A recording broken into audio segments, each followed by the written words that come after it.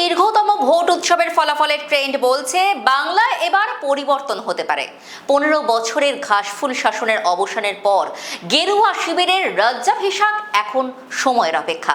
তবে জল্পনা এখন অন্য জায়গায়। কে হতে পারেন বিজেপির প্রথম বাঙালি মুখ্যমন্ত্রী?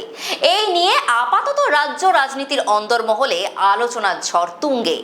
একাধিক হেভিওয়েট নাম যেমন ঘোরাফেরা করছে, তেমনি বিজেপির পুরনো ইতিহাস মাথায় রেখে অনেকেই ভাবছেন কোনো সারপ্রাইজ মুখ উঠে আসবে না তো। মুখ্যমন্ত্রী পদপ্রার্থীর দৌড়ে সবার আগে যার নাম শোনা যাচ্ছে তিনি হলেন নন্দীগ্রামের এবং ভবানীপুরের লড়াকু নেতা শুভেন্দু অধিকারী। গত বিধানসভা নির্বাচনে খোদ মমতা বন্দ্যোপাধ্যায়কে পরাজিত করার পর থেকেই তিনি রাজ্য বিজেপির অঘোষিত সেনাপতি। শুভেন্দুর প্রশাসনিক দক্ষতা এবং তৃণমূলের সাংগঠনিক নারী নক্ষত্র চেনা থাকায় তিনি আরএসএস এবং কেন্দ্রীয় নেতৃত্বের গুডবুকে রয়েছেন।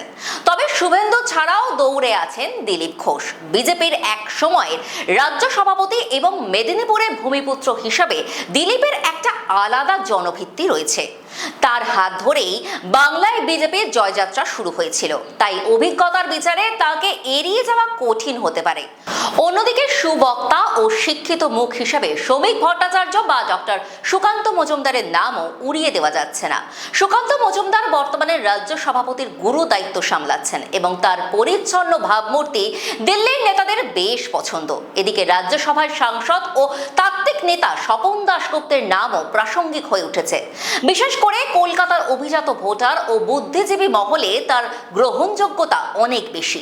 কেন্দ্রীয় নেতৃত্ব যদি একজন ভদ্রলোক নেতাকে ক্ষমতায় বসাতে পারে, তবে স্বপন দাশগুপ্ত বা শ্রমিক ভট্টাচার্যের পাল্লা ভারী হতে পারে।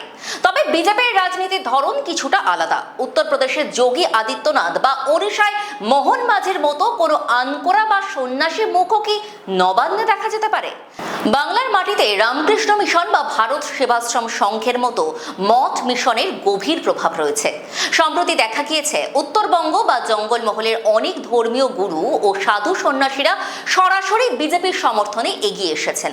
তাই কোনো মঠের সন্ন্যাসী বা ধর্মপ্রাণ কোনো ব্যক্তিত্বকে যদি হঠাৎ করে মুখ্যমন্ত্রী হিসাবে ঘোষণা করা হয়, তবে অবাক হওয়ার কিছু থাকবে না।